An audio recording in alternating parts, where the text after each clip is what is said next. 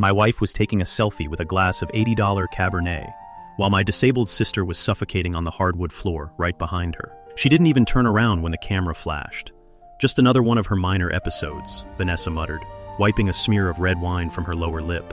"She's doing it for attention, Patrick. Don't ruin my night." That was the exact second our 4-year marriage ended, though she didn't know it yet. My name is Patrick. I am 35 years old, and I conduct forensic audits for major corporate mergers. I find the hidden rot, the cooked books, the silent thieves. I am paid to be entirely cold, logical, and unsentimental. But at home, I had been a complete and utter fool. We lived in a custom-built home in Bellevue, Washington, a place where people spend $2 million just to make their neighbors jealous. My 26-year-old sister Maya had been living with us for 2 years. Ever since a brutal car accident took our parents and left her with severe brain damage, she had suffered from sudden, violent motor seizures. She needed constant care, a quiet environment, and a strict medication schedule. I took her in because she is my blood, and I promised my mother I would protect her. Then I married Vanessa. Vanessa was a saint on social media. She constantly posted photos of herself holding Maya's hand with captions like, "Caregiving is a work of heart." Our friends constantly told me how lucky I was to have found a woman willing to take on such a burden. I believed them, but a bad deal never collapses with a loud bang. It rots from the inside, quietly, while you were looking at the glossy brochures. It was a late Tuesday night in June. I was supposed to be in San Francisco for another 4 days closing a tech merger, but the client folded early, signed the paperwork, and I caught the 9 o'clock flight back to SeaTac.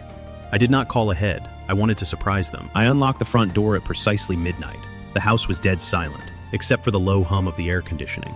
I stepped into the foyer, set my leather briefcase down, and immediately felt my foot slip on something wet and cold. I looked down. Maya was on the floor. Her body was twisted. Her bare legs bent awkwardly under her, and her face was a terrifying shade of blue-gray. She was convulsing weakly, a thick froth forming at the corner of her mouth. Vanessa was standing at the bottom of the stairs, wearing her silk pajamas. She was holding a half-empty glass of red wine, her eyes glassy, her expression entirely blank. "She is not breathing, Vanessa," I roared, dropping to my knees. I cleared Maya's airway, rolled her onto her side, and pulled out my phone. My hands were shaking so violently, I misdialed twice before finally getting through to emergency services. "You are overreacting as usual," Vanessa muttered, turning around and walking back up the stairs. "I have a luncheon tomorrow with the yacht club. I do not need this drama." The ambulance arrived in less than 10 minutes. 2 paramedics rushed through the door with a stretcher. The lead paramedic, a stocky man with dark hair going gray at the temples, froze the second he walked into the hallway. His name tag read, Nick. He looked at Maya, then at Vanessa, who had wandered back downstairs to watch, and then he looked directly at me. I saw his face change. It was the exact look an auditor gets when they find a second set of books. Nick worked quickly, administering oxygen and hooking Maya up to a monitor. His partner called out vital signs that made my stomach turn. Then, while they were loading Maya onto the gurney, Nick pulled me into the kitchen, shutting the door half closed behind him. "Are you normally out of town, sir?" Nick asked, his voice low and deadly serious. "Yes," I said, blinking. "I travel 3 weeks out of every month for my job." "Why?" Nick rubbed the back of his neck, checking the door before speaking. "I responded to a call at this exact address 4 weeks ago, late May. Your sister was in the exact same state, deeply comatose from what looked like a massive overdose of heavy sedatives. The woman out there, Vanessa, told us she was the guardian. She said you were unreachable in Europe, and that Maya has a history of trying to end her own life by stealing medication. She told us not to contact you because it would ruin your business trip." The air completely left my lungs. What? "We filed a report with Adult Protective Services," Nick said, looking me straight in the eyes. "But the case was closed because your wife provided medical documentation showing Maya was severely mentally unstable and prone to self-harm. Sir, if you did not know about this, you need to look at what is happening in this house when you were gone." I rode in the ambulance with Maya. Vanessa said she would get dressed and drive over later, but she never showed up. Sitting in that sterile hospital room at 2 in the morning, listening to the rhythmic, agonizing beep of Maya's heart monitor, I did what I do best. I audited. I opened my laptop and logged into our joint bank accounts, our medical insurance portal, and the home security system that I had foolishly left Vanessa to manage. Line by line, my marriage rewrote itself in the cold blue light of the screen. First, the insurance. There were dozens of claims for heavy, liquid-form sedatives, phenobarbital, and high-dose benzodiazepines. They were not prescribed by Maya's actual neurologist.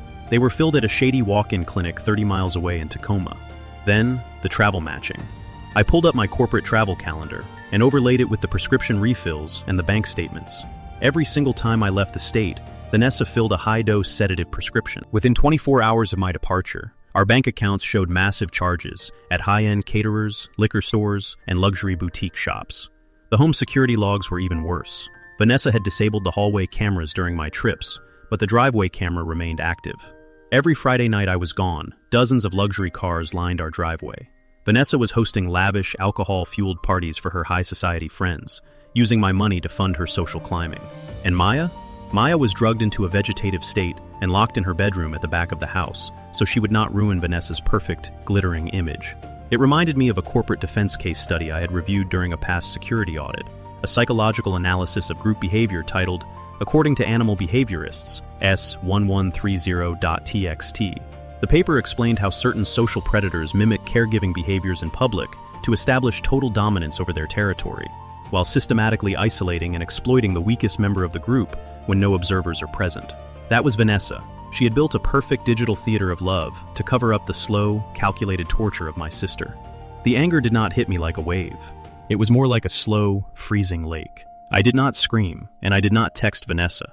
In my world, if you show your hand early, the target destroys the evidence. You do not strike until the trap is completely shut. At 6 a.m, I called my lead attorney, Arthur. He is a shark who handles our corporate litigation, but he knows everyone in King County. Arthur, I said, my voice empty of any warmth. I need the most aggressive family and criminal lawyer in the state, and I need them in my hotel room in 2 hours. By 8, I was sitting across from a woman named Eleanor, Arthur's sister, who looked like she ate dishonest spouses for breakfast. I laid out the folders. Here are my travel records, I said, sliding the papers across the table. Here are the medical insurance claims for sedatives. Here are the bank statements showing she spent $40,000 of my money on parties during those exact dates. And here is the contact info for Nick, the paramedic who responded to the first overdose that I was never told about. Eleanor reviewed the documents, her eyes narrowing. This is not just a divorce, Patrick. This is criminal neglect, adult abuse, and financial exploitation of a disabled dependent. The state takes this incredibly seriously. I do not want her just divorced, I said, leaning forward. I want her utterly destroyed. I want her to lose her standing, her friends, her freedom, and every single cent she thought she was going to extort from me. Eleanor smiled. It was a terrifying, beautiful sight. We are going to file for an emergency protective order to bar her from the house immediately. I will coordinate with Adult Protective Services and the Bellevue Police. They will issue an arrest warrant for felony abuse of a vulnerable adult. When? I asked. By noon today, she said. Where will she be? I smiled. I know exactly where she will be. At 10 a.m, Maya finally opened her eyes. She looked incredibly weak, her pale skin contrasting with the white hospital sheets, but she was conscious. When she saw me sitting in the chair beside her, a tear slipped down her cheek. Patrick, she whispered, her voice cracked and dry. I am here, Maya. I am right here. I took her hand. It felt as light as a bird's wing. You are safe, I promise you. She looked toward the door, terror instantly flickering in her eyes. Is she coming? No, I said firmly. She is never coming near you again. But Maya, I need you to tell me what happened. Why did she give you that medicine? Maya swallowed hard, looking down at her blanket. Every time you go away, she gets angry. She says I am a parasite. She says having me in the house ruins her life because she has to pretend to care. So she makes me drink this sweet juice. It tastes bitter at the end. She told me if I did not drink it, she would put me in a state asylum where they lock people in dark rooms. Patrick, I was so scared. When I drink it, my brain goes dark. I cannot move my legs. I can hear people laughing downstairs, music playing, but I cannot even scream. My chest felt like it was being squeezed by a heavy hydraulic press. I had brought this monster into our home. I had paid for the very house where my sister was tortured. You did nothing wrong, Maya, I said, my voice shaking with a cold, absolute rage. I am going to fix this, every single bit of it. Every Friday at 1 p.m, Vanessa had her weekly ritual. She and her group of wealthy, gossip-obsessed friends met at the Yacht Club lounge on the water. It was the premier spot in Bellevue to see and be seen. Vanessa loved it because she got to play the martyr. She would sit at the center table, sipping Chardonnay, and tell everyone how exhausted she was from giving her entire life to care for her husband's disabled sister. I knew this because she had sent me a text at noon. Still at the hospital with Maya. She is stable but needs rest. I am stepping out for a quick lunch to clear my head. Love you. A complete pathological lie. She was not at the hospital. She had never even checked in at the front desk. I did not reply. Instead, I sat in my SUV across the street from the yacht club, watching the entrance. At precisely 1:15, a white Bellevue police cruiser pulled up to the curb. 2 officers got out, followed by a woman in a sharp business suit, the investigator from Adult Protective Services. I watched them walk through the heavy glass doors of the club. Inside the lounge, the lunch rush was in full swing. The dining room was packed with local business owners, wealthy socialites, and community leaders. Vanessa was sitting at a large round table near the center of the room, surrounded by 5 of her closest friends. She was laughing, her hands gesturing dramatically as she spoke. The officers did not hesitate. They walked straight to her table. The chatter in the restaurant began to die down, table by table, like a wave of silence washing over the room. "Vanessa?" the male officer asked, his voice echoing in the sudden quiet.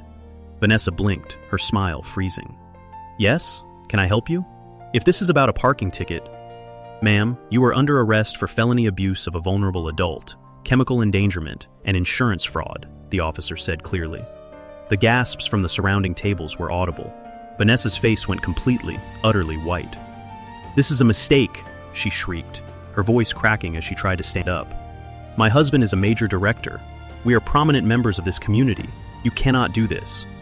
"Hands behind your back, ma'am," the officer said, pulling out a pair of silver handcuffs.